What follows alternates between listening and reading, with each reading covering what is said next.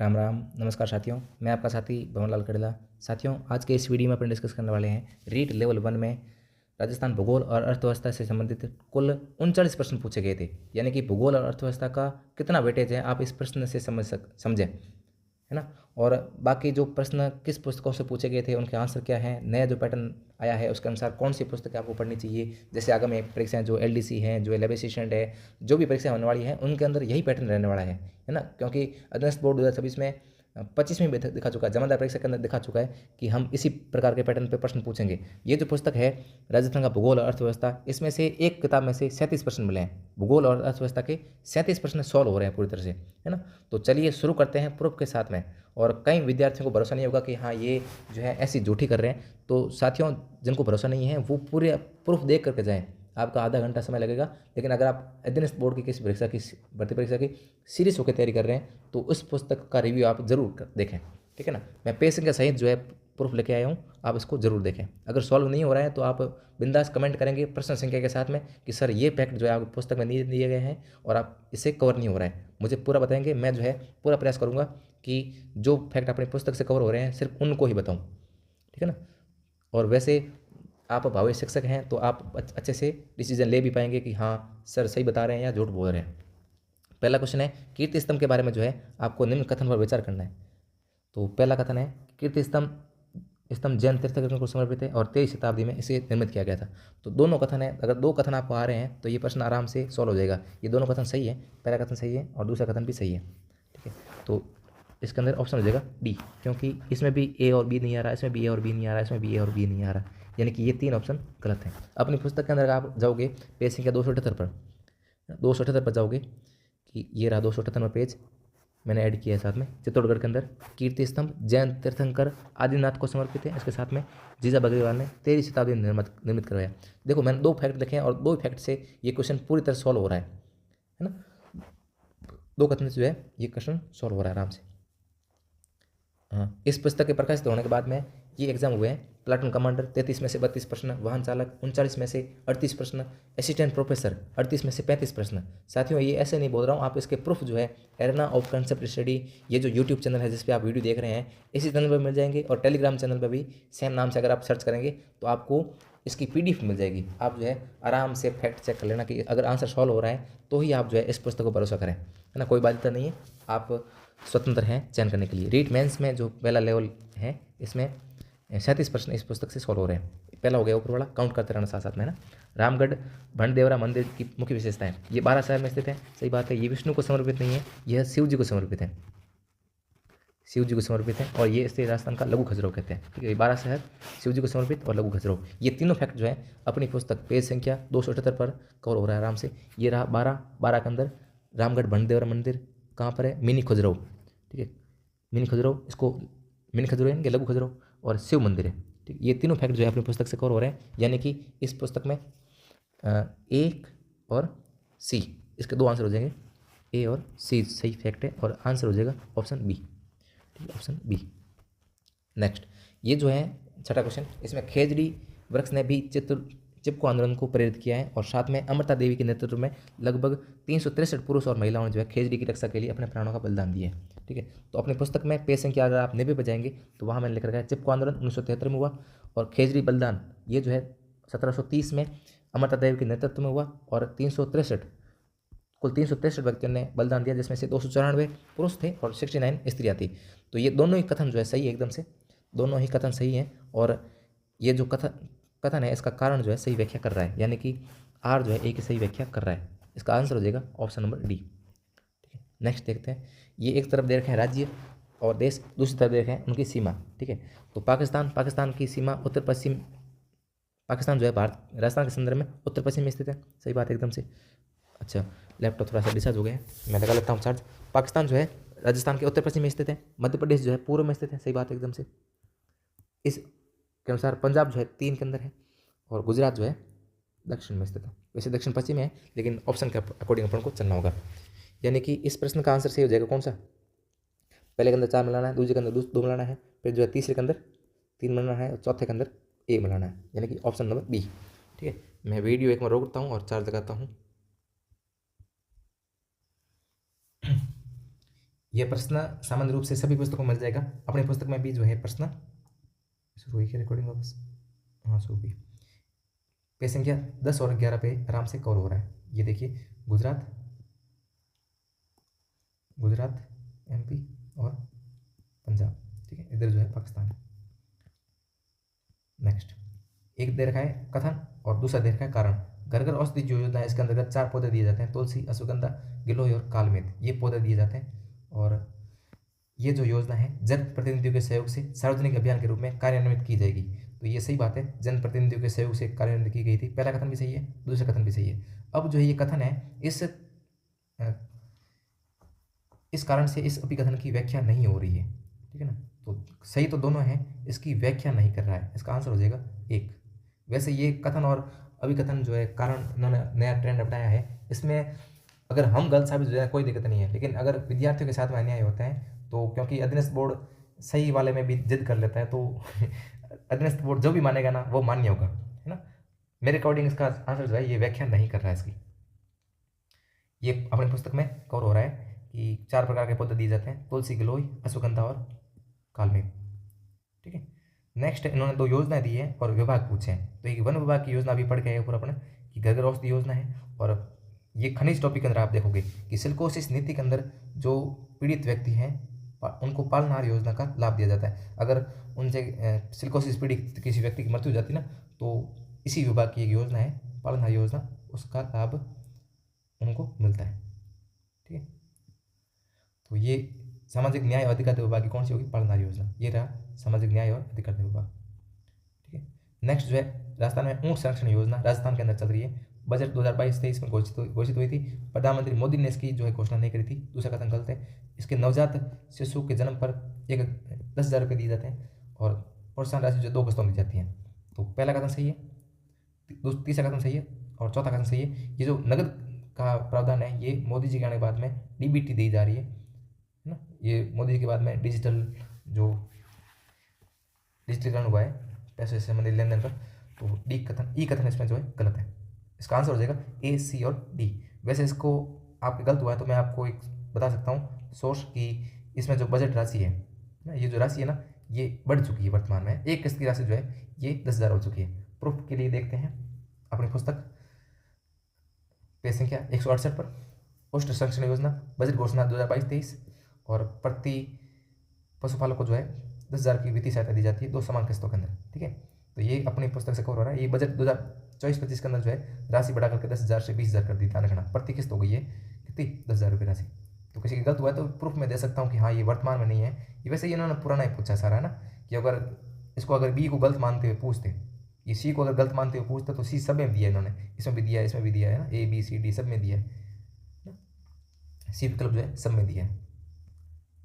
Next, ये जो मृदाएं दे रखी है एक साइड में और एक साइड उनके जो है एप्लीकेशन दे रखे हैं। वैसे ये पड़ती मिट्टी जो है, इसे कंकड़ पत्थर आप मिलान कर लेते हैं तो ये पूरा क्वेश्चन सॉल्व हो जाता। वैसे अपने पुस्तक के अंदर नवीन जलोढ़ भी कवर हो रखा है। काली मिट्टी जो है ये इसके अंदर पोटास और लाइमस्टोन की प्रचुरता होती है। लेटराइट मृदा के अंदर नाइट्रोजन और पोटास की कमी होती है, ठीक है। अपने पुस्तक में पेज संख्या अगर आप 107 देखेंगे तो यहाँ पे जो है काली मिट्टी है, काली मिट्टी के अंदर ऊपर की आप देखेंगे चूना और पोटास की मात्रा पर्याप्त होती है। साथ में लेटराइट मृदा ये रही, इसके अंदर जो है क्या पूछा था, नाइट्रोजन और कि नाइट्रोजन की कमी होती है। ये नया जलोढ़ रहा खादर 106 नंबर पेज पर, ठीक है। ऊपर था नया जलोढ़ था ना, हाँ ये रहा नवीन जलोढ़ खादर, ये रहा नवीन जलोढ़ खादर बनकर है। ये आराम से सॉल्व हो जाएगा, मिलान कर लेना आप आराम से। ये जो राष्ट्रीय उद्यान का क्वेश्चन इन्होंने बनाया है, राष्ट्रीय उद्यान की संख्या राजस्थान में कितनी है, 3 है ना। राष्ट्रीय उद्यान वैसे तो 3 है, लेकिन इन्होंने जो है कितने दे दिए, 4 दे दिए। चलो मानते हैं अधीनस्थ बोर्ड है, कुछ भी बोल दे सकता है। और अपने ये जो है कवर हो रहे हैं आराम से कि रणथंभौर अगर एक ही मिला लेते हो आप तो जो है स्वायंभूर एक के अंदर अगर बी अगर एक के अंदर मिलान हो जाता तो पूरा क्वेश्चन सॉल्व हो रहा था। बाकी बड़ा आप आराम से मिलान कर लेना। ये जो है रणथंभौर, केवलादेव, मुकुंदरा, ये तीनों जो है अपने पुस्तक से कवर हो रहे हैं। मैं कह रहा हूँ कि राजस्थान के अधीनस्थ बोर्ड ने अभी पैटर्न ये चेंज किया है। मैंने अपनी पुस्तक के अंदर ये क्रमांक वाइज दे रखे हैं, देखो क्रमांक वाइज ये दे रखे हैं, पहला दूसरा तीसरा क्रमांक, फिर क्षेत्रफल के अनुसार, ये क्षेत्रफल के अनुसार अवरोही क्रम। अधीनस्थ बोर्ड को काफ़ी शौक है ना क्रम का, ये लो। इसके अलावा उत्तर से दक्षिण क्रम, ये तीनों ही दे रखे हैं। अब उनको बोलो पूछ ले क्वेश्चन, ठीक है। इनका विस्तार कहाँ किस जिला में है और क्षेत्रफल कितना है, कब बने, यानी कि एक ही जगह एक सारणी के अंदर सारी जानकारी दे दी। कुल राष्ट्रीय उद्यान कितने हैं, उनका क्षेत्रफल कितना है, पूछो देखें क्या पूछोगे, है ना। ये ज्ञान सरोवर पुस्तक में 94 पर जो है कवर हो रहा है आराम से। ये पुस्तक है राजस्थान के किसी भी शॉप पर आपको मिल जाएगी और ऑनलाइन भी आप इसको ऑर्डर कर सकते हैं। इसकी लिंक जो है मैं आपको इस वीडियो के डिस्क्रिप्शन में आपको दे दूंगा। इसी तरह प्रोफेसर जमादार परीक्षा, डिप्टी कमांडेंट और ये रीट मेंस में जो है इस पेपर के अंदर 37 प्रश्न मैं आपको प्रूफ दिखा रहा हूँ, आपको ऊपर से काउंट करते रहना साथ साथ में, है ना। ये धौलपुर विद्युत संयंत्र है, इसकी क्षमता टोटल है 330। इसके साथ में नोक वाला जो है ये इन्होंने गलत दिया है, इसकी जगह होना चाहिए था 925, ठीक है। और ये रावत बटाला जो विद्युत स्टेशन है इसकी क्षमता वर्तमान में एक इकाई शुरू करी है इन्होंने, 7वीं इकाई। वैसे तो वो 7वीं इकाई है, लेकिन कार्यरत के रूप में देखें तो वो 6ठी इकाई हुई है ना। उसकी क्षमता कितनी थी, 700 थी। तो इसमें अगर प्लस 700 करेंगे तो ये हो गई 1780, ठीक है ना। तो ये इसमें 1780 के अकॉर्डिंग पूछना चाहिए था, लेकिन उन्होंने जो है पुराना पूछा है। और ये जो है राणा प्रताप सागर बांध 172 मेगावाट इसकी क्षमता लगभग, इन्होंने लगभग दिया तो क्या पता लगभग से बच जाएंगे थोड़ा सा, बाकी ये तो बिल्कुल ही गलत है। 980 वाला सुमृत यही से करवाएंगे इसका आंसर। अपने देखिए अपने पुस्तक के अंदर कवर कर रखा है, 180 पर कवर हो रखा है कि रावत बटावाड़ा है इसकी कुल क्षमता। ये देखो पूरी सारणी के अंदर देखिए कि 7वीं इकाई, जो 7वीं इकाई है इसको 15 अप्रैल 2025 से व्यावसायिक उत्पादन का शुरू हो चुका है। वर्तमान में 6 इकाइयाँ ही है कार्यरत, है ना, क्योंकि एक जो इकाई है पहली इसको 2004 से बंद कर दिया, इसमें लीकेज होगी, थोड़ी सी समस्या हो गई थी, इसको बंद कर दिया, ठीक है ना। वर्तमान में क्षमता कितनी है, 1780। और जिसने अब अपडेट नहीं किया उसकी मौज हो गई है कि ना 1780 थे ही नहीं विकल्प के अंदर, वैसा अपडेट हो चुकी है, अप्रैल 2025 के अंदर अपडेट हो चुकी है। अगर आपने अपडेट नहीं करी, करंट वालों ने भी अपडेट नहीं करी, या उसके बाद में जो पब्लिकेशन आए हैं उन्होंने अपडेट नहीं की, तो आप अपडेट कर लीजिएगा सर, ना, क्योंकि अधीनस्थ बोर्ड तो पुराने पूछ सकता है, लेकिन आप तो बच्चों को अपडेट बताइए कि हाँ हो क्या रहा है ना। ये जो इसके साथ में राणा प्रताप सागर बांध चंबल पावर प्रोजेक्ट के अंतर्गत आता है 172 मेगावाट। और ये नोक वाला ये आर्थिक समस्या के अंदर भी दे रखा है। अगर आपके किसी गलत हुआ तो प्रूफ मेरे से मांग लो ना, बिंदास दे दूंगा प्रूफ में, है ना। क्योंकि गलत क्वेश्चन बनाएगा तो अधीनस्थ बोर्ड बनाएगा, आप क्यों भुगते हैं उस क्वेश्चन को, सबको बोनस मिलना चाहिए या इसका वेटेज जो है बाकी क्वेश्चन में जुड़ना चाहिए। ये रहा धौलपुर पावर प्लांट, इसकी क्षमता 363 मेगावाट। ये जो साक्षरता के अनुसार इन्होंने आरोही क्रम पूछा है, आरोही क्या होता है, यानी कि कम से जो है ज़्यादा की ओर, है ना, कम से ऐसे ज़्यादा की ओर जाना है।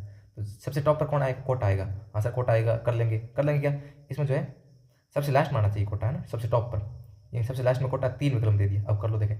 तो इस प्रश्न का आंसर आपको करने के लिए पूरी तरह से एक ये सारणी जो है ना इसको याद करना होगा। आने वाले एग्जाम के अंदर ऐसे ऐसे क्वेश्चन आपको मिलते रहेंगे, है ना। ऐसे क्वेश्चन ही भाई मोटा मोटा आइडिया तो आपको होना चाहिए कि आप है ना ऐसे कूट वाले क्वेश्चन कर पाओ कम से कम। इसमें अगर आपको एक पाली पता है कि सर इसमें पाली है ना सबसे कम है ना, सबसे पहले आएगा आरोही, यानी कि सबसे कम शुरुआत जो है पाली से हो जाएगी। इसका आंसर वैसे सी है, पाली के बाद में आएगा आपके नागौर, फिर राजसमंद, फिर जो है कोटा। तो यहाँ से पूछा है, आर्थिक समीक्षा का पेज है और ये अपनी पुस्तक के अंदर भी मैंने ऐड किया। मुझे पता था कि इस लेवल पर अधीनस्थ बोर्ड जाएगा तो मैंने ऐड किया इसको 325 पर। हाँ पढ़े ना पढ़े आपकी मर्जी है, लेकिन मैंने पुस्तक के अंदर इसलिए किया है क्योंकि यार अधीनस्थ बोर्ड आरपीसी के पैटर्न में शामिल है। आरपीसी ने भी इसमें से कई बार क्वेश्चन बनाए हैं, 2021-22 से पूछा जा रहा है। अगर आप अभी भी नहीं पढ़ रहे तो हाँ भाई आपकी क्षमता नहीं है इतनी पढ़ने की, तो हाँ कोई दिक्कत नहीं है कि जो पढ़ेगा वो तो सही करके आएगा एग्जाम के अंदर। जिसको सिलेक्शन चाहिए वो तो पढ़ेगा, इस चीज़ को पढ़ेगा। हाँ आप मान लेते हैं कि हाँ हम सर हमसे नहीं होगा इतना याद, तो भाई मत पढ़िए, कोई दिक्कत नहीं है। बाकी अपन ने जो है दिया है और पढ़ने वाले पढ़ेंगे, इसको सिलेक्शन याद भी करेंगे। कोटा ये रहा, इसके बाद नागौर, पाली और राजसमंद। हाँ कड़वे वचन है लेकिन आपको याद करने होंगे सर, तभी आपका जो है बेड़ा पार लगेगा। ये जो है जनसंख्या के अनुसार अवरोही क्रम पूछा है, यानी कि सबसे पहले जो है सबसे ज़्यादा जनसंख्या वाला आएगा। तो विकल्प अनुसार देखते हैं कि जयपुर, जोधपुर, अलवर, नागौर, यानी कि इन्होंने जयपुर जोधपुर ना देकर के सबसे ज़्यादा जनसंख्या तीसरे क्रम का जो ज़्यादा है वो अलवर दिया है, यानी कि सबसे पहले पर ये आएगा। और इसमें जो बूंदी दिया है इन्होंने, बूंदी जो है सबसे कम जनसंख्या में चौथे नंबर पर आता है। ऊपर के जैसलमेर, प्रतापगढ़, सुरई ऑप्शन न देकर इन्होंने बूंदी दिया है, यानी कि अवरोही क्रम में सबसे कम जनसंख्या किसकी आएगी, बूंदी की आएगी। यानी सबसे पहले अलवर आएगा और सबसे लास्ट में कौन सा आएगा, बूंदी आएगा। तो इससे ये प्रश्न आराम से सॉल्व हो रहा है। ये जो उसका ऑप्शन डी नंबर है, ए बी सी और डी, ये इससे आराम से सॉल्व हो जाएगा, ठीक है। बढ़ते हैं नेक्स्ट, एक पे संख्या 303 पर मिलेगा आपको, ये रहा। इस प्रकार से सर्वाधिक और न्यूनतम का आपको आराम से दे रखा है। ये रहा अलवर और ये रहा बूंदी। इधर ये हटा देता हूँ, जयपुर आगे, ठीक है। ये अलवर और बूंदी से सॉल्व हो रहा है पे संख्या 303 पर, ठीक है। नेक्स्ट जो है ये उभरता राजस्थान वैश्विक निवेश सम्मेलन, यानी कि ये राइजिंग राजस्थान वाला है, हिंदी में इन्होंने प्रॉपर ट्रांसलेट करके दे दिया है। तो ये 9, 10, 11 दिसंबर 2024 को आयोजित हुआ था और ये जयपुर प्रदर्शनी सम्मेलन के अंदर में आयोजित हुआ था, सही बात है। और इसकी 3 दिवसीय बैठकें जो है इसमें विषयगत विषयात्मक जो सत्र आयोजित हुए थे, राष्ट्रीय सत्र और व्यक्तिगत व्यावसायिक बैठकें भी आयोजित हुई थी। ये भी देखते हैं अपने मिल रहा है कि नहीं मिल रहा है। पेज संख्या आपको मिलेगा 224 और 225 पर।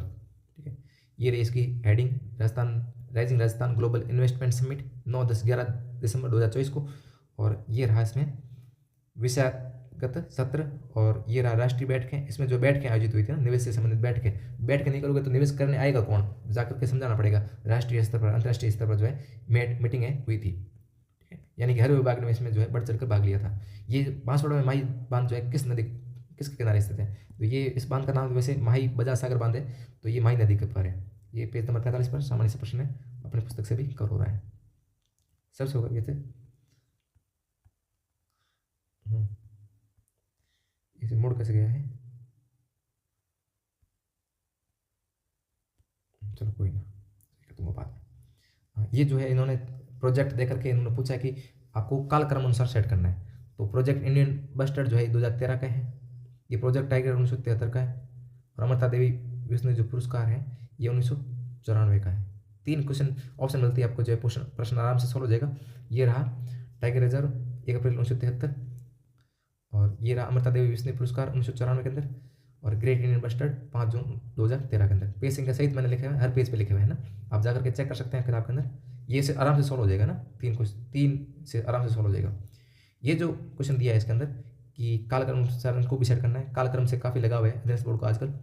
तो केंद्रीय कृषि फार्म जो है गंगानगर के अंदर 2 हैं, एक तो 1956 में स्थापित हुआ था, कहाँ पर है वो सूरतगढ़ के अंदर है, सूरतगढ़ के अंदर। ठीक है, और दूसरा जो है वो 1962 में स्थापित हुआ था, वो कहाँ है, जैतसर के अंदर। ठीक है, और ये केंद्रीय ऊन विकास बोर्ड जो है वो ये 1987 का है ना, 1987 का है। और ये शुष्क वन अनुसंधान संस्थान है, ये कब का है, ये भी 1987 का है। 85 में घोषणा हुई थी, लेकिन 1987 में इसकी स्थापना हुई थी। डेट भी अगर आप पूछो तो मैं बता सकता हूँ, इसकी डेट है 30 जून 1987, और ये जो है केंद्रीय ऊन विकास बोर्ड ये जुलाई का है ना। तो सबसे पहले कौन सा आएगा, ऐसे देखो कि ये जो केंद्रीय कृषि फार्म गंगानगर है ना, ये सबसे पहले आएगा। ठीक है, ये सबसे पहले आएगा। इसके बाद में जो आएंगे सबसे पहले आएंगे इन दोनों से पहले आएगा, बी और ए इन दोनों से पहले आएगा। चाहे इसको कैसे भी माने कि ए और बी इन दोनों से जो है ये पहले आएगा, ये पहले आएगा। ठीक है, तो ये सी आ रखा है, सी के बाद सिर्फ डी आ रखा है, ये सी के बाद ए आ रखा है, ये सी के बाद ए आ रखा है। तो एक ही ऑप्शन बचता है विकल्प डी, जिसमें जो आपको सी के बाद में कौन कौन से विकल्प देखने को मिलेंगे, ए और बी दोनों मिलेंगे। ठीक है, यानी कि सी के बाद आपको ए और बी मिलना चाहिए, ए और बी मिलना चाहिए। ठीक है, वैसे इसमें जो है ये दोनों ही नहीं हो रहे कि बी के बाद ए आना चाहिए। ये जुलाई है 1987 और ये जो है 30 जून, इनको जो है घोषणा के अनुसार इनको माना है, सेट किया इसने, है ना, ध्यान रखना।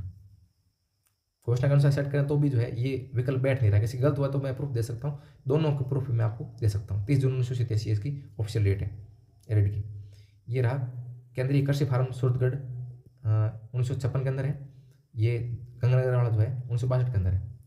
ठीक है, नेक्स्ट देखते हैं, ये आखिरी शुष्क वन अनुसंधान संस्थान जोधपुर, ये 30 जून 1987 है। ठीक है, और ये रहा केंद्रीय ऊन विकास बोर्ड पेज नंबर 323 पर, ये 1987 में स्थापित हुआ था। ठीक है, ये एक दे रखा है मेला कि चाकसू के अंदर कौन सा मेला पड़ता है, तो कपिल मुनि का मेला कहाँ पड़ता है, ये पड़ता है बीकानेर के अंदर। ठीक है, कोलायत में। और डिगी कल्याण जी जो है टोंक, ये कैला देवी कहाँ है, करौली। अपने पुस्तक के अंदर देखो ये टोंक है, टोंक के अंदर डिगी कल्याण जी का मंदिर है, वहीं मेला पड़ता है। और ये रहा करणी माता और कपिल मुनि बीकानेर में है। और कैला देवी कहाँ है, कैला देवी, ये रही कैला देवी जी कहाँ, करौली के अंदर। ठीक है, बाकी कैला देवी करौली बीकानेर के अंदर, ये रहे करणी माता का दवा कहाँ था, कपिल मुनि की तपोभूमि। ठीक है, आराम से कवर हो रहा है। मतलब आप ऑप्शन एलिमिनेशन से भी कर सकते हैं, ये पर्यटन टॉपिक के अंदर अपने कवर करेगा 278, 271 और 280, 279 के अंदर आराम से कवर हो रहा है। मतलब पर्यटन टॉपिक अगर आप ढंग से पढ़ोगे तो कवर हो जाएगा। ये क्वेश्चन है कि राजस्थान में हड़ौती का जो पठार है उसको दक्षिण पूर्व पठार के नाम से जानते हैं, ये पहला कथन सही है। और इसमें अगर आप पहचान लेते हैं ई वाला कथन कि छप्पन के मैदान, ये जो है ये इसमें नहीं आता, ये माही मैदान के अंदर आता है, माही बेसिन के अंदर आता है। तो छप्पन मैदान के अगर आप निकाल दे इसे बाहर, ई ऑप्शन इसे बाहर निकाल लेते हैं, तो एक ही विकल्प बचता है, वो है विकल्प डी। अपनी पुस्तक में पेज नंबर 32 पर आप अगर जाएंगे तो वहाँ पे स्पष्ट रूप से लिखा हुआ है कि छप्पन का मैदान जो है यह पूरी मैदानी भौगोलिक क्षेत्र में स्थित है। ठीक है, यानी उसी का भाग है। नेक्स्ट, जलवायु के कारण बाजरा राजस्थान की सबसे महत्वपूर्ण खाद्यान्न फसल है ना। जलवायु के कारण बाजरा जो है सबसे महत्वपूर्ण खाद्यान्न फसल है। क्लिक नहीं हो रहा है, ये नहीं रुकना। बाजरा जो है राजस्थान की महत्वपूर्ण खाद्यान्न फसल है और इसमें जो है शुष्क और अर्धशुष्क जलवायु चाहिए होती है। ठीक है, देखते हैं लाइन टू लाइन कवर हो रहा है तो कि शुष्क जलवायु प्रदेश बाजरा की एक राजस्थान के शुष्क मरुस्थलीय प्रदेश की बाजरा एक प्रमुख खाद्यान्न फसल है। ठीक है, प्रमुख खाद्यान्न फसल है और इसके लिए जलवायु कैसे चाहिए कि रही राजस्थान का जो है शुष्क और अर्धशुष्क प्रदेश इसकी कृषि के लिए उपयुक्त है। ठीक है ना, ये कथन कारण आराम से कवर हो रहा है। इसमें जो दोनों कथन सही है और आर जो है एक ही सही व्याख्या भी है। और राजस्थान के दक्षिणी और दक्षिणी पूर्व भागों में सागौन वन पाए जाते हैं। इसमें सर्वाधिक सागौन वन क्षेत्र वाला वन मंडल कौन सा है? ध्यान रखना, इसमें जो है वन संभाग पूछा है, यानी कि फॉरेस्ट डिवीजन पूछा है। फॉरेस्ट डिवीजन इन्होंने पूछा है तो इसका आंसर हो जाएगा कौन सा? बांसवाड़ा। ये वैसे पूछा हुआ है, कहाँ पूछा हुआ सर? ये JN सिविल परीक्षा जो डिप्लोमा का परीक्षा हुई थी 2016 के अंदर, उसमें पूछा हुआ है कि शुष्क सागवान के वन राजस्थान के बांसवाड़ा वन मंडल के अंतर्गत सर्वाधिक क्षेत्र पर विस्तृत है ना। PYQ अपनी पुस्तक के अंदर पेज नंबर 82 पर है, आराम से मिल जाएगा। PYQ भी आराम से ऐड कर रखे हैं, यानी कि सागवान से संबंधित जो जानकारी पूछी हुई है उसको एक ही जगह डाल दिया, ये ना PYQ डाल करके। ऐसे ही हर टॉपिक के साथ में किया गया न्याय, ताकि आपको किसी अन्य पुस्तक की तरफ भटकना नहीं पड़े। चाहे करंट का क्वेश्चन हो, चाहे पुराना पूछा हुआ हो, चाहे हिंदी कंटक आदमी, चाहे RBC, कोई अलग सोर्स पढ़ने की जरूरत नहीं रहेगी ये पुस्तक पढ़ने के बाद में, है ना। RPSC और रजनीश बोर्ड की सभी परीक्षाओं के लिए उपयुक्त है ना, उपयुक्त तो पर्याप्त है। इसके अलावा राजस्थान के जिलों को दक्षिण से उत्तर की ओर अक्षांश के अनुसार व्यवस्थित करना है, तो सबसे दक्षिण कौन सा आएगा? ए आएगा सबसे दक्षिण में, और इस विकल्प के अनुसार सबसे उत्तर में कौन आएगा? झुंझुनू आएगा, यानी कि सबसे पहले कौन सा आएगा? झालावाड़, और सबसे लास्ट में कौन सा आएगा? बी। सबसे पहले आना चाहिए ए और सबसे लास्ट में आना चाहिए बी। ठीक है, और ए और बी सबसे लास्ट में कहाँ आ रहा है? डी ऑप्शन के अंदर आ रहा है। ठीक है, नेक्स्ट देखते हैं।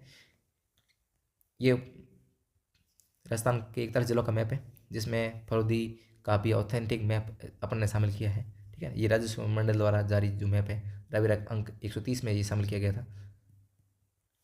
नेक्स्ट, ये राजस्थान सरकार ने जो है अरावली को हरा भरा बनाने के लिए हरित अरावली विकास परियोजना की शुरुआत करी है। ठीक है, ये बजट 2025-26 की है। दिक्कत क्या आ रही है? क्या नहीं चल रहा है? रुकना, हाँ, 2025-26 बजट है ना, जो ग्रीन बजट हुआ था पहला राजस्थान ग्रीन बजट, उसके अंदर ये इस योजना की घोषणा करी। इसका जो प्रथम वर्ष है इसमें वृक्षारोपण पर जोर रहेगा। इन्होंने काफ़ी योगदान इसके लिए चलाए हैं, काफ़ी प्रोग्राम वगैरह भी चलाए थे, है ना। तो ये दोनों सही हैं और ये जो है इसकी सही व्याख्या भी है। सर आपने कवर करा है क्या? व्याख्या है, हमें पता है व्याख्या वगैरह, तो आपने कवर करा है क्या? हरित अरावली विकास परियोजना अरावली को के संरक्षण और इसे हरित बनाए रखने के लिए उद्देश्य से 250 करोड़ रुपए की लागत से इसके अंतर्गत जैव विविधता को बनाए रखने के लिए छोटे चेक डैम का निर्माण किया जाएगा। स्थानीय औषधीय जो पादप है उनके विकास संबंधी कार्य किए जाएंगे। पेज नंबर 92 पर मिलेगा। इसके साथ में एक योजना को अलग से चैप्टर डाल करके मैंने उसमें भी ऐड किया इसको कि हरित अरावली विकास कार्यक्रम बजट 2025-26 में घोषित किया गया। 250 करोड़ अरावली का संरक्षण और हरित बनाने का उसका उद्देश्य है। हरित कैसे बनेगी? पौधरोपण से। ठीक है, पेज संख्या मैंने बता दी साथ है ना, ध्यान रखना 290 पर। नेक्स्ट, ये शरद ऋतु जो है मध्य सितंबर से मध्य दिसंबर तक व्याप्त रहती है। एकदम सही बात है, शरद ऋतु जो है मध्य सितंबर से मध्य दिसंबर तक व्याप्त रहती है। इसमें वर्षा ऋतु के पश्चात स्पष्ट खुले आसमान के कारण इस ऋतु में तापमान 38 डिग्री सेल्सियस तक बढ़ जाता है। ठीक है, अब देखते हैं दोनों कथन। हाँ सही बात है, दोनों कथन सही हैं और इसकी ये सही व्याख्या भी कर रहा है। व्याख्या कैसे कर रहा है आपको बता रहा हूँ, व्याख्या नहीं कर रहा है, ये दोनों कथन सही है। शीत ऋतु को भारत के मौसम विभाग ने 2 भागों में बांटा है। कौन सा? एक तो मानसून का प्रत्यावर्तन काल, यानी कि मानसून इस समय वापस लौटता है ना, और शीत ऋतु यानी कि एकदम से मानसून का प्रत्यावर्तन काल आता है, मानसून धीरे धीरे वापस लौटता है और इसके बाद में शीत ऋतु आती है। तो मानसून का प्रत्यावर्तन काल जो है अक्टूबर से नवंबर या अक्टूबर से दिसंबर माना जाता है। ठीक है, और इसके अंतर्गत मानसून के निर्वर्तन की जो ऋतु है इसमें आकाश स्वच्छ हो जाता है और इसमें तापमान बढ़ने लगता है। जमीन में अभी भी नमी होती है और उच्च तापमान उच्च आर्द्रता के दशाओं में कार्तिक मास की ऊष्मा ना ये इसकी वजह से कष्टकारी हो जाता है। अधिकतम तापमान 30 डिग्री से 35 डिग्री चला जाता है। ना। ये तापमान वाली जो बात है वो एकदम सच है, ठीक है।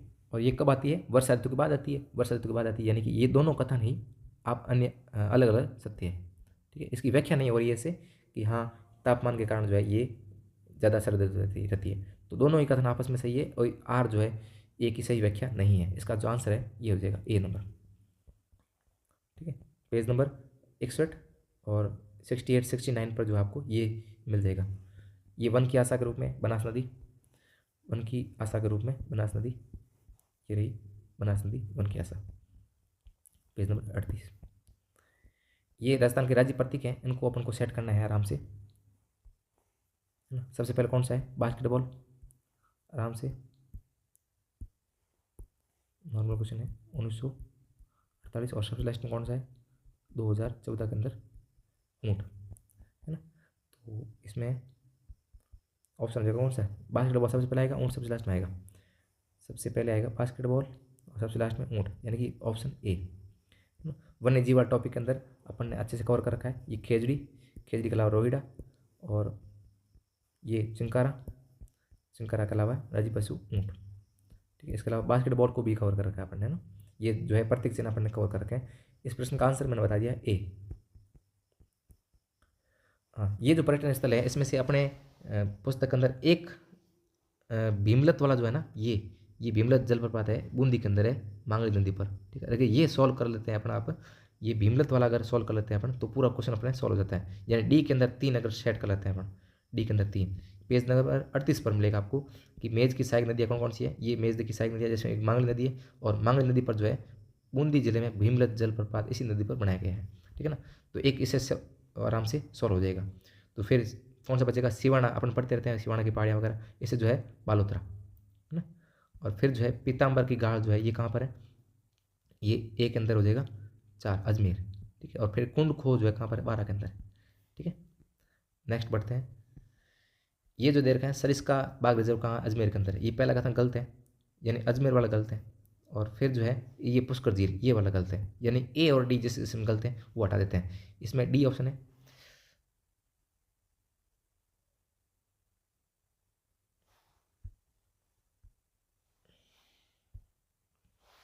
बार बार क्यों रहा है बीच में? व्यवधान के लिए समा, जिस इसमें ए और डी ऑप्शन आ रहे हैं उसको जो है आप कट कर देंगे, ए और डी ना। ये रहा ए और डी, ये डी निकालिए इसके अंदर से, इसके अंदर डी इसमें भी आ रहा है, इसमें भी ए आ रहा है, ठीक है ना। तो इसका आंसर हो जाएगा ऑप्शन नंबर बी।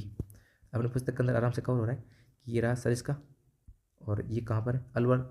इसका विस्तार किस किन जिलों में है? अलवर, जयपुर, कोटपुतली और बहरोड के अंदर है, ठीक है ना। टाइगर रिजर्व का बात कर रहा हूँ मैं, ठीक है।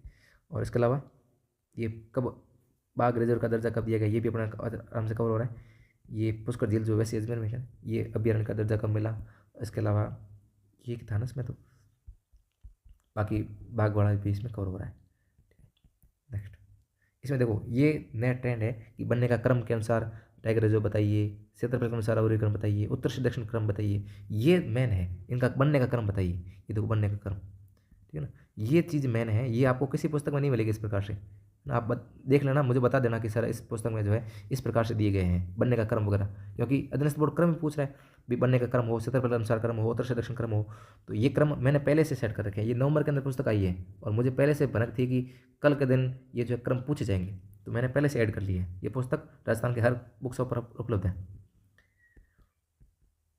नेक्स्ट, ये जो केंद्रीय शुष्क क्षेत्र अनुसंधान संस्थान है ये कहाँ पर है? जोधपुर के अंदर है, ठीक है। और भेड़ और ऊन प्रशिक्षण संस्थान कहाँ? जयपुर के अंदर है। केंद्रीय सरसों अनुसंधान संस्थान कहाँ पर है? सेवर के अंदर है। और केंद्रीय भेड़ ऊन और अनुसंधान संस्थान कहाँ है? नगर के अंदर है, ठीक है। ये रहा काजरी, कहाँ है? जोधपुर के अंदर, पेज नंबर 326 पर है।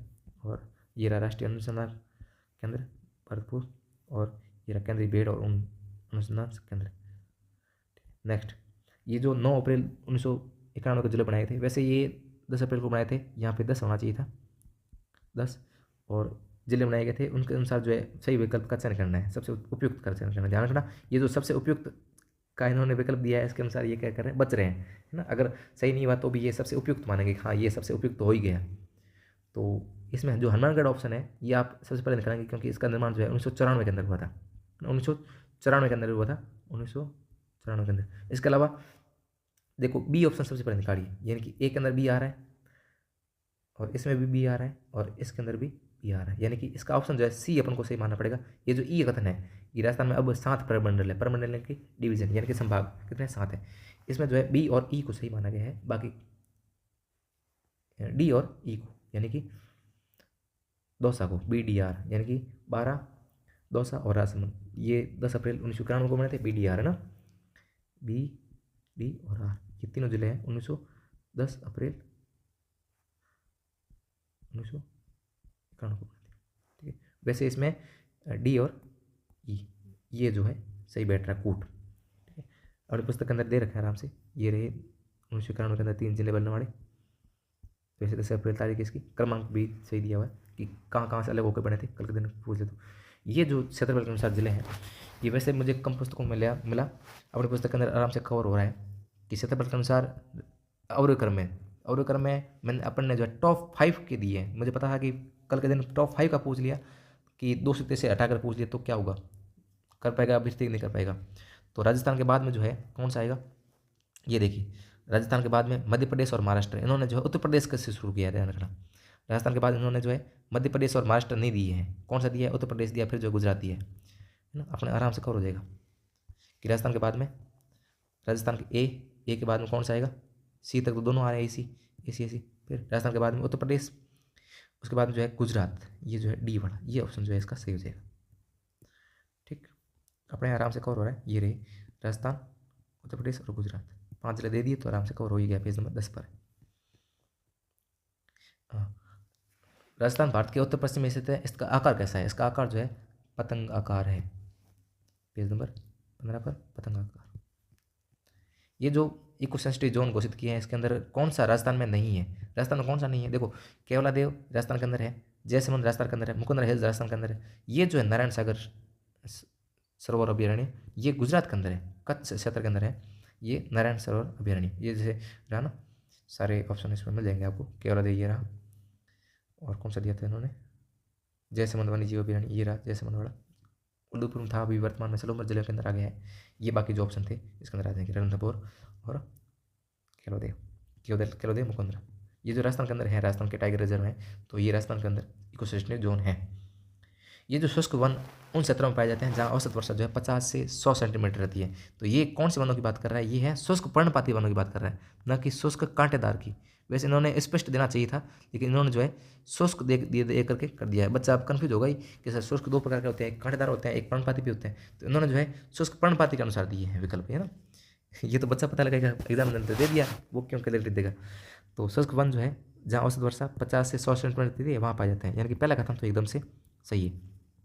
और यहाँ पाए जाने वाले वन जो है इसमें अबोनी, आबनूस और ये जंगली आम नहीं होते हैं, ये भी अपने दोनों कवर हो रहे हैं। ये पेज संख्या 82 पर कवर हो रहा है कि 50 से 100 सेंटीमीटर इसमें वर्षा चाहिए होती है, 50 से 100 सेंटीमीटर वर्षा चाहिए होती है। और ये पर्वतीय वनों के अंदर अपने देखा है कि ये रहे आम, और इसके अंदर आबनूस वगैरह भी उसके अंदर आते हैं, सदाबहार के अंदर, सदाबहार वनस्पति के अंदर आते हैं आबनूस वगैरह। ये लवणी झील सांबर जो है किस नदी से जल प्राप्त करती है, ये रूपनगढ़ नदी से प्राप्त करती है। अपनी पुस्तक में पेज संख्या 54 पर ये सांबर झील के अंदर गिरने वाली नदियों का अलग अलग से दे रखा है। ये रहा सांबर झील के अंदर मेंथा, इसके अलावा रूपा, खारी, खंडेला, डाबसी, तुर्तमती नदी आकर गिरती है। ठीक है, नेक्स्ट है राजस्थान में जो है खनिजों का अजब घर कहते हैं, यानी कि म्यूजियम है ना। और यहाँ पे जो है गेरू वाला जो है केवल उत्पादक नहीं है, गेरू का उत्पादक केवल राजस्थान है, ये गलत फैक्ट है ना। एकाधिकार वाली पे अपने अलग से दे रखे हैं, तो कथन पहला सही है, दूसरा गलत है। ए सही है लेकिन आर सही नहीं है, इसका ये हो जाएगा। ये जो है खनिज का अजैब घर कहते हैं। और ये एकाधिकार वाले अलग दे रखे हैं, वैसे एकाधिकार में धातु कौन से हैं, अधातु कौन से हैं, इसके अलावा है ना। वैसे ये जमादार में क्वेश्चन पूछा गया था कि राजस्थान का खनिज उत्पादन मूल्य में कौन सा स्थान है। 2023-24 का भी अपने डाल रखा है, 24-25 का भी डाल रखा है। अभी पेपर हुआ ना, उसके अंदर ऑप्शन में गलत दिया था। काफ़ी एग्जाम में ऐसे यूट्यूबर वगैरह काफ़ी छात्र जिद कर रहे थे कि सर आपने पुस्तक में गलत दिया तो आज अपनी पुस्तक के अनुसार ही मानना है ना। नेक्स्ट ये गेरू और ओकर जो है, ये अपने मारवाड़ी के अंदर इसको चौमी बोलते हैं, है ना, चौमी। जैसे वो गारा नहीं पीने के बाद जो है ना करते हैं ना, लाल रंग की होती है। तो इसमें राजस्थान का पहला स्थान है, लेकिन एकाधिकार नहीं है, ठीक है ना। आदिवासी का कुंभ कैसे कहते हैं, ये रहा बाणेश्वर मेला, पेज संख्या 45 पर, ठीक है। ये आदिवासी का कुंभ कौन सा है, बाणेश्वर धाम। ये ग्रेनाइट, ये वाला प्रश्न जो है अपने पुस्तक से पूरी तरह से सॉल्व नहीं हो रहा है। सॉल्व कैसे नहीं हो रहा है सर, ये जो इमारती वस्तुएं हैं इसके लिए उपयोग होता है। ये इमारती पत्थर तो अपने कर रखा यूज है ना कि ये इसमें ग्रेनाइट आता है, पेज नंबर 230 पे मिल जाएगा। लेकिन ये जो है, ये कथन कौन सा, एक तो ये वाला कि पैंथर गुलाबी एल्बो में पाया जाता है, ये कथन हमारे नहीं मिलेगा। ये कथन वैसे सही है, ये बांधनवाड़ा जो है ये अजमेर के अंदर है, न कि सीकर के अंदर, ठीक है। तो अजमेर वाला अपन ने ग्रेनाइट के अंदर कवर इसको नहीं कर रखा है, ठीक है। तो ये पिंक, ये 2 कथन अपने कवर हो रहे हैं, 1 और 2 कवर हो रहे हैं, लेकिन तीसरा कथन अगर नहीं मिल रहा है तो आंसर नहीं आ रहा है। आंसर नहीं कैसे आ रहा है सर, एक बी बांध जाए, ये दो ऑप्शन आ रहे हैं, यानी डी और सी का अपन के पुस्तक में जो है उल्लेख नहीं है। इस प्रश्न को जो अपने पुस्तक से बाहर मानेंगे। देखो ये गुलाबी ग्रेनाइट तो कई बार आ चुका है और अपनी पुस्तक में भी कवर किया हुआ है, और बाकी जो ये हरसौर वाला है जिसके अंदर ये मिलता है पैंथर पिंक मिलता है ना, ये वाला अपनी पुस्तक में कवर नहीं हो रहा है, ठीक है। और ये बांधनवाड़ा जो है ये गलत है, बांधनवाड़ा जो भी है ये गलत है। और ये जिले दे रखी है, जिले भी आसान ऐसे सम्मिलित कर सकते हैं आप। राजसमंद झील जो है कांकरोली के अंदर है, पिछोला झील जो है उदयपुर के अंदर है, आना सागर जो है अजमेर के अंदर है, और सिलसेट जो है अलवर के अंदर है। ये देखो मीठे पानी की झील है, पेज संख्या 50 पर जो है अलग से सारणी बना कर दी हुई है अपने, और आराम से कवर हो जाएगी। ये जो खाद्य और ग्रामोद्योग बोर्ड है, ये गैर लाभकारी वैधानिक निकाय है। इसकी स्थापना किसके अंतर्गत हुई थी, ये जो खादी वाला अधिनियम है, खाद्य और ग्रामोद्योग बोर्ड का अधिनियम है, 1995 में नहीं होकर के 1955 है, ध्यान रखना। कब का है, 1955 का है, ठीक है। और ये देखो पेज संख्या 222 पर अपन दे रखा है आराम से कि राजस्थान खाद्य और ग्रामोद्योग बोर्ड जो है 1955 का है, जयपुर के अंदर स्थित है वैसे। और ये रहा अपने आज की इस क्लास का पूरा सॉल्यूशन, 37 मिनट के अंदर हो गया है। 37 प्रश्न है और 37 मिनट के अंदर जो है इसका सॉल्यूशन हो चुका है। आपके नज़दीकी बुक शॉप पर जाकर के आराम से जल्दी से ले लीजिए इस पुस्तक को, और बाकी पुस्तकों से तुलना जरूर कीजिएगा कि उनके क्वेश्चन जो आए हैं काउंट कर लेना। पूरी पुस्तक इस वीडियो की पीडीएफ जो है मैं एरना ऑफ कंसेप्ट स्टडी के टेलीग्राम चैनल पर डालूंगा, और इस वीडियो के डिस्क्रिप्शन में भी जो है मैं इसकी पीडीएफ का लिंक जो है डाल दूंगा, आप वहाँ से आराम से देख सकते हैं। और इस वीडियो के जस्ट बाद में जो है मैं अभी साइंस का और एसएसटी का जो पेपर है उसको अभी आयोजन हो चुका है, उसकी भी वीडियो बहुत जल्द ला रहा हूँ। उसमें भी अपना बहुत अव्वल रिजल्ट रहा है ना। साइंस के पेपर में जो है 31 क्वेश्चन मिले हैं, और एसएसटी के पेपर में 32+ क्वेश्चन जो है अपनी पुस्तक से मिले हैं। राजस्थान में सबसे अव्वल रिजल्ट है, आप बिंदास होकर के पढ़ें और भरोसा करके पढ़ें, और साथ में ऐसे देखें कि अंधा भरोसा मुझ पर भी ना करें और ना किसी और साथी पे करें। धन्यवाद साथियों, आपने इस वीडियो को पूरा सुना, बहुत बहुत आभार।